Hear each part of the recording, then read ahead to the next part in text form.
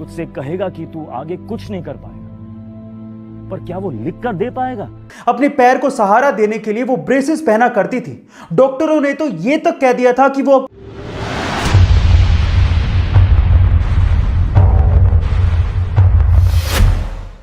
अगर ऊपर वाले ने आपको 2 हाथ 2 पैर दिए, अच्छा खासा दिमाग दिया है, और अगर फिर भी आप अपनी किस्मत को कोसते रहते हो या फिर जो आपके पास नहीं है उसके लिए रोते रहते हो, बजाय उसको पाने की कोशिश करने के आप अपने आसपास की कंडीशंस को दोष देते रहते हो, तो आपको ऐसे लोगों के बारे में सुनना चाहिए जिन्होंने निराशा को आशा में बदला और रास्ते में आने वाले हर एक पत्थर को सफलता की सीढ़ी में बदल दिया।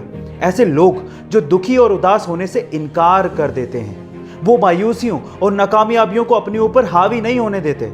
ऐसे ही लोगों में से एक की कहानी आज मैं आपको सुनाने वाला हूं जो आपको बहुत हिम्मत देगी। उनका नाम है विल्मा रुडोल्फ। एक ऐसी लड़की जिसका जन्म गरीब परिवार में हुआ। जब वो सिर्फ 4 साल की थी तो उसे डबल निमोनिया और काला बुखार हो गया, जिसकी वजह से उसे पोलियो हुआ और उसका एक पैर खराब हो गया। अपने पैर को सहारा देने के लिए वो ब्रेसेस पहना करती थी।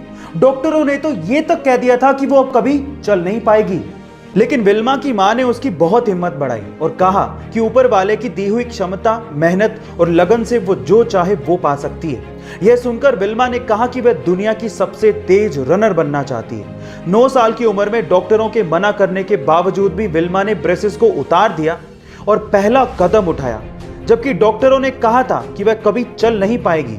13 साल की होने पर उसने अपनी पहली रेस में हिस्सा लिया, पर वो सबसे पीछे आई।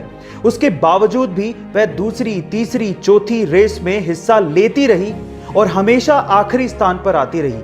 वह तब तक कोशिश करती रही जब तक वो दिन नहीं आ गया जब उसने अपनी पहली रेस जीती। 15 साल की उम्र में विल्मा टेनेसी स्टेट यूनिवर्सिटी पहुंची, जहां पर उन्हें एड टेम्पल नाम का एक कोच मिला।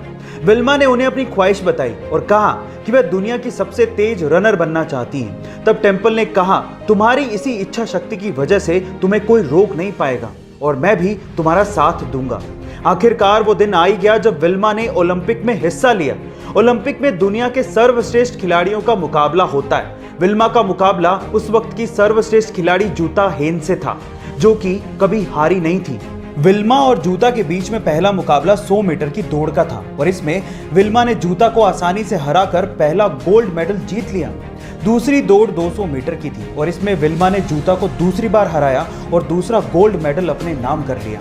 तीसरी दौड़ 400 मीटर की रिले रेस थी और इसमें विल्मा का मुकाबला एक बार फिर से जूता से ही था। रिले के रेस में आखिरी का हिस्सा टीम के सबसे तेज रेसर को दौड़ना होता है, इसीलिए विल्मा और जूता दोनों को अपनी अपनी टीमों के लिए दौड़ के आखिरी हिस्से में दौड़ना था। विल्मा की टीम के 3 लोग रिले रेस के आखिरी 3 हिस्से में दौड़े और आसानी से बैटल बदली, पर जब विल्मा के दौड़ने की बारी आई तो उसके हाथ से बैटल छूट गई। लेकिन विल्मा ने देख लिया था कि दूसरे छोर से जूता हेन तेजी से दौड़ी चली आ रही है।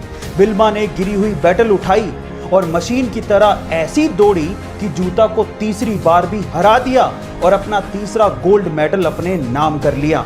यह बात इतिहास के पन्नों में दर्ज हो गई कि एक लकवाग्रस्त महिला 1960 में ओलंपिक में दुनिया की सबसे तेज धाविका बनी।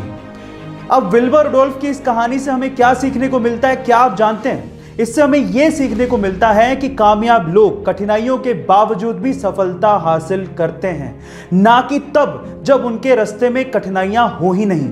जब हम ऐसे लोगों की कहानियां सुनते या पढ़ते हैं जिन्होंने अपनी कमियों को खूबियों में बदला, तो हम में नया जोश और नया उत्साह भर जाता है और यही A2 मोटिवेशन का मकसद है।